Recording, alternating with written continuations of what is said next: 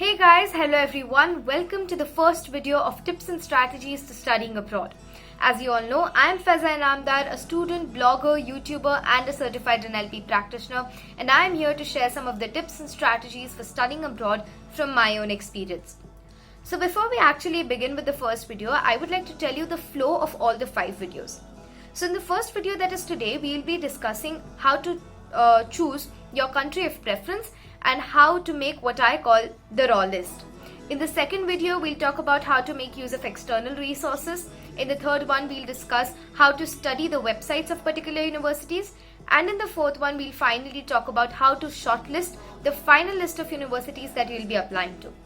And finally, in the fifth one, I will be answering all the questions that you put in the comments section with #myquestion. So let's begin with today's video.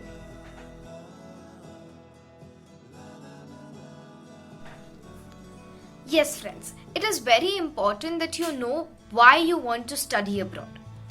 I would recommend that you make sure that your reason to go abroad is not just the fascination of going to a new country, but actually the quality of education that you're going to get there.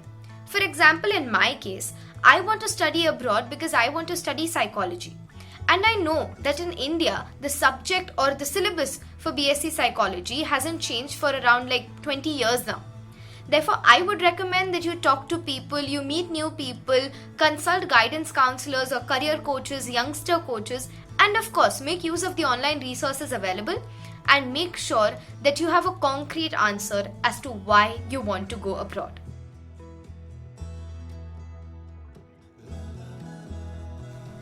The second tip is to choose the correct subject. Now, it happens many times, and I have seen this with a lot of my friends, that they choose the subject just because some of their friends are choosing those subjects or simply because it's just the trend.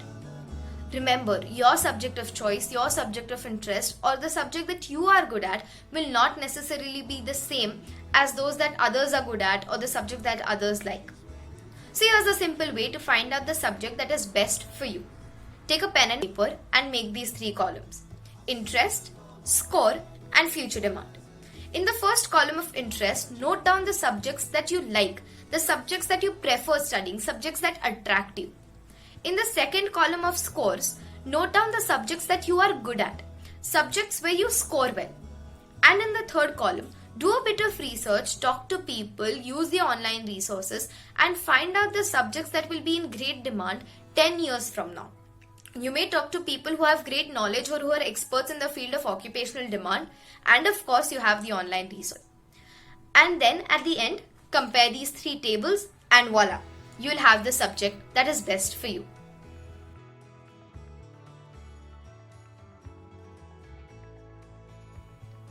Coming to finding the universities that are great for you and the countries that are great for you. This, from my experience, can be done in 3 ways. First is QS ranking. Now, I say QS ranking because that is my preferred website. I have enjoyed that a lot.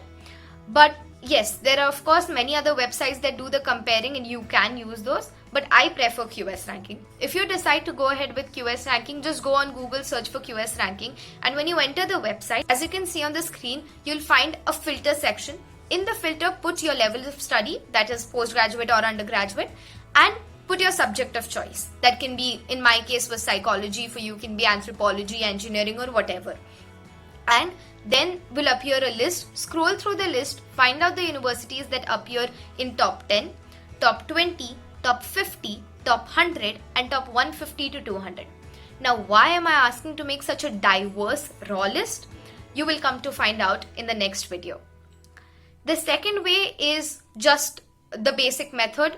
That is, go on Google, search best universities for subject XYZ, and you'll find various websites that compare universities and that give listing of universities from which you can find out which you prefer. And the third way is my favorite way, that is to find out underrated universities. This, I would say, is one very crucial step because the universities that you find out in this section, they do not appear in the top ranking or in the top search, but have proven to give good service to students, have proven to give good experience to students, and you will also find a lot of student reviews in this section. So yes, please do search for underrated universities. After doing all this, you will get a list of around 15 universities minimum, and that will be what I call the raw list. Now, from this raw list, compare and study it a bit and find out the country which appears the most number of times. That is the country of your preference. Now, why am I focusing so much on the country of preference? You will find out in the next video.